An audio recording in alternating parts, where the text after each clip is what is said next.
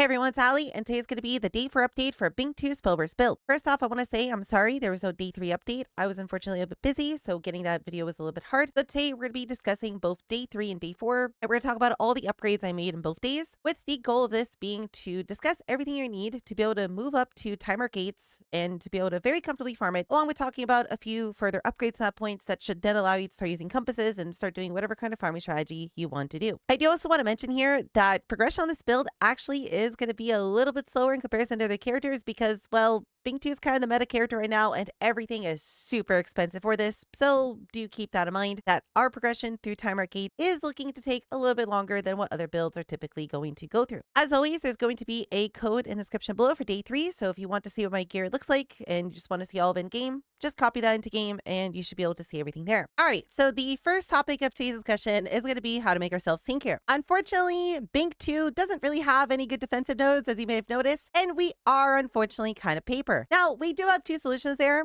One, just get more damage forehead and just kill the monsters before they get a chance to attack you, or two, actually invest in some defensive layers. Given I don't like playing paper builds, we're going to choose the second option and try to make ourselves a lot tankier. With everything we're talking about today, you're not going to be able to face tank everything yet. We are going to get there, but I should be able to basically completely fix most of your issues, and you should start feeling very comfortable in Timemark 8, Timemark 8.1, and maybe even in 8.2 with some pretty budget gear. To make this happen, we're going to be doing two things. First off, we're going to be replacing our brainwave emitter with a Hekate's Vision. This helmet's great. It gives you 20% more damage, which should be more total DPS than the +1 spell burst was giving you anyways, and it makes you take 20% less damage from curse enemies. Also gives you 100% curse duration, so you don't need to run the increased duration on your curse anymore. And given these are dirt cheap, you can find yourself a corroded one with a higher erosion resistance roll for less than 10 FE, pretty much taking care of most of your erosion res for you. What we're going to be doing is then pairing this up with a new ring that specifically has a 100% chance to gain a barrier every 5 meters that we move. We're always moving, so this is constantly triggering at a really ridiculously fast pace, and barrier is just a disgusting defensive layer, giving you a shield for 20% of your total max life in ES, and it just takes half the damage for you. And this actually made quite a big difference. Getting yourself this plus the helmet is going to pretty much fix everything, but at the same time, as I've been harping on, I'm going to keep harping on, make sure you keep looking for more intelligence and energy shield rolls everywhere. Currently, I'm at 4.7k ES, and that is without the energy shield aura, because I actually started feeling so tinky that I'd rather just go for ice focus to gain a little bit of extra damage. Another really good source of getting a lot of energy shield, because we are kind of using a lot of unique items, is to go over to your hero memories, like I mentioned yesterday's video, and to go and upgrade these. I got myself % maximum energy shield on both of these, along with specifically going for a flat max ES memory of discipline, and just spending around 200 FE or so to level all these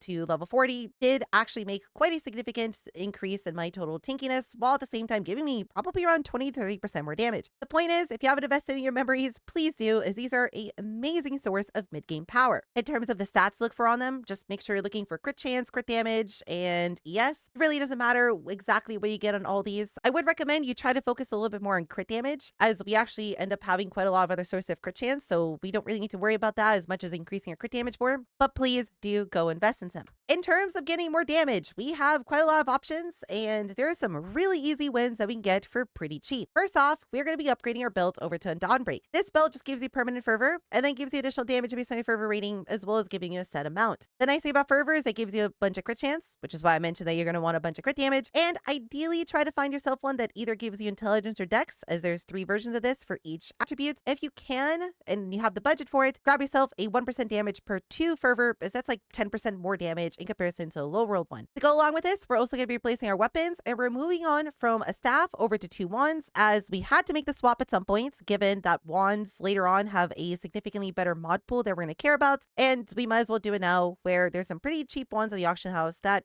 are a pretty big boost over whatever staff you had before. In terms of these, you're going to want to make sure you get +2 lightning on both of them. That is absolutely crucial, and it beats basically everything else. And then you're going to either look for added lightning damage or added cold, along with % spell damage for the prefixes. For the suffixes, just make sure both of them have cast speed on them. And then for the other two, you can either look for crit chance, crit damage, elemental damage, spell burst charge speed. All of them are completely fine. These should be around 100 FE each or so, and putting both of these together should give you some around 30 to 40% more damage in comparison to your previous weapon. Getting the belt plus the 2 weapons should be more than enough for you to start doing Timemark 8 very consistently, but there are going to be a few more things we're going to do to push that a little bit further. First off, for our skills, we are now going to be swapping from using a mana boil to ice bond, as this is just strictly better, given that this gives you 33% more damage against frostbitten enemies, which is always true, compared to the 19% more damage that mana boil gave you. Ideally, you can go and grab yourself a medium activation spell burst for this, as well, we're always spell bursting, so this will have 100% uptime even while you're zooming around. And given that this shoots a little beam towards you, if you position yourself correctly or just stand right on top of a boss, this will always hit it, allowing us to then run Grudge to paralyze bosses for additional 15% more damage. You can also put this medium activation spell burst on your curse as well, and you can also do the same thing on Secret Origin Unleash, which I unfortunately just ran out of money to do, and that will basically give you 100% uptime on these at all times. To go along with that, like I mentioned, we're now going to be swapping over to Ice Focus as well. You don't have to do this if you don't want to, but you are going to feel so much tankier with the barrier ring that you can do the swap if you want to. And then on top of that, just start looking for precise versions of your auras if you can for a little bit of extra damage. The final little bit of extra damage here in terms of skills,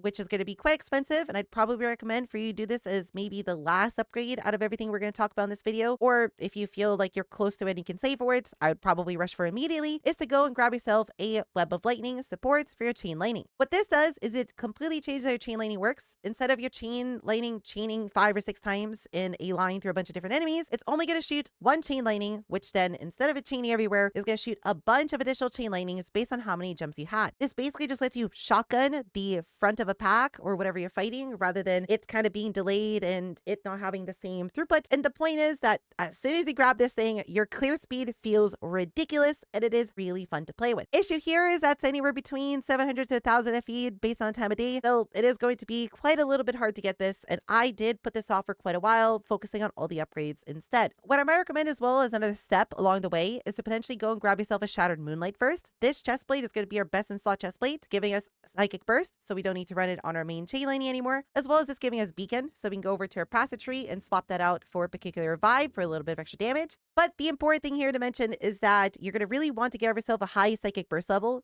The basic chest rolls 10 to 20, and I wouldn't recommend to grab anything below 16 or 17, and that's going to be around 200 FE or so. The other thing to mention is that it is going to make you need to figure out your resistances due to Void Embarkment fixing a lot of those for you, but if you can figure that out by grabbing yourself 2 really good rings and a lot of resistances in your gloves, that would be a pretty good stepping stone before grabbing yourself Web of Lightning. When you do grab yourself the chestplate as well, just simply swap out Psychic Burst for Overload, and you should notice a pretty ridiculous increase to your total DPS. Lastly, in terms of major changes we made between day 2 and day 4, we have swapped around our passive tree quite a bit. Not only have I made a few minor optimizations on the different trees, which again, you could just simply import my build code into the game and just see them for yourself there. But the only major change that we're really going to be doing here is going to be swapping over to Elementalist. This passive tree is just really solid overall. It gives us a way to become a little bit tankier through the 5% less damage taken per elemental damage type we did recently. It is worth mentioning that the lightning damage on your chain lightning is converted, so you're only going to ever do fire damage and cold damage through the added damage node that we have to pick up, but your ice entry will do lightning damage for you, so you will get the full benefit of this on bosses. To go along with that, we are also going to be picking up penetrating, which is going to give us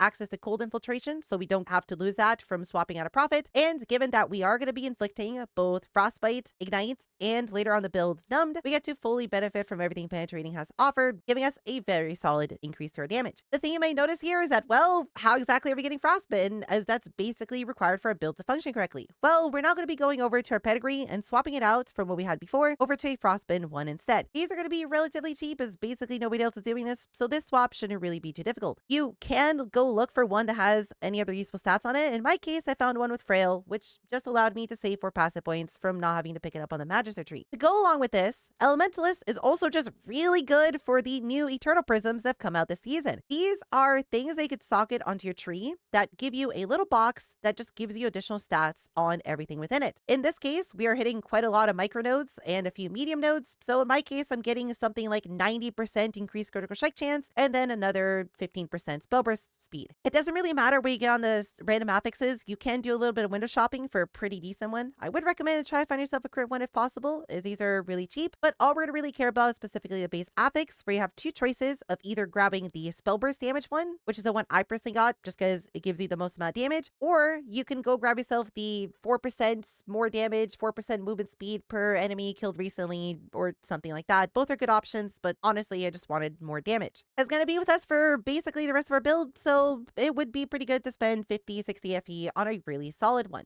The final thing I want to quickly talk about here is going to be related to pack spirits. I don't really like discussing these at all in either my farming guides or my build guides because obviously some people are going to be spending money on the game and while others aren't. And I basically always just leave this completely ambiguous for people to do whatever they want with it. What I do want to discuss here in terms of what to do with them is going to be what we want to do with our microfades, as these are going to be a way for us to gain quite a bit of extra damage or EHP. What I personally did is I went and grabbed myself 2 medium and 4 microfades that all have energy shield on them. These 2 rows gave me generic spell damage on both of these pets, and because that really isn't something that gives us that much damage, I chose to sacrifice it to become a little bit tankier. You can instead go for damage if you want to, and later on there are going to be some pretty broken legendary kin sets that we're going to want for our builds, but for now, if you just want a quick and cheap way to just become a little bit tankier, these are a great pickup. And I'm probably going to also go and grab myself a few more to replace the energy damage slant here, as that effectively would be the same thing as spell damage. I don't know if we're going to be doing a day 5 update. We might be skipping another day again to day 6, as I do want to do a farming guide on some of the strats I've been doing over the past few days, and getting 2 videos out in one day might be a little bit rough, so we'll see what happens. And if you don't see a day 5 updates, you can for sure expect a day 6 one instead. What we're going to be doing further into this build as well, once we're in the mid game of it, and probably another day or so, is instead of doing build updates like this, we might do a few showcases where we basically spend a whole day messing around with different skills, as there's quite a lot of different options for fun stuff that we could do on Bink. I feel like just doing showcases, different setups might be a really fun way of having fun with this build this season. With that said, that's pretty much everything we need to go over in this video. If you do have any questions, do feel free to leave a comment in the comments below, and I'd be more than happy to help you as soon as I can. I also stream on Twitch every single day, so feel free to just come there and ask me a question directly if you want an immediate answer, or if you just want to come and be a part of our community and hang out with the other kitties. I would be happy to see you either there or in our Discord at any point. Either way, we'll see what we do over the next few days. I'm having a lot of fun with it, and I hope you kitties enjoy this video, and I'll see you all in the next one.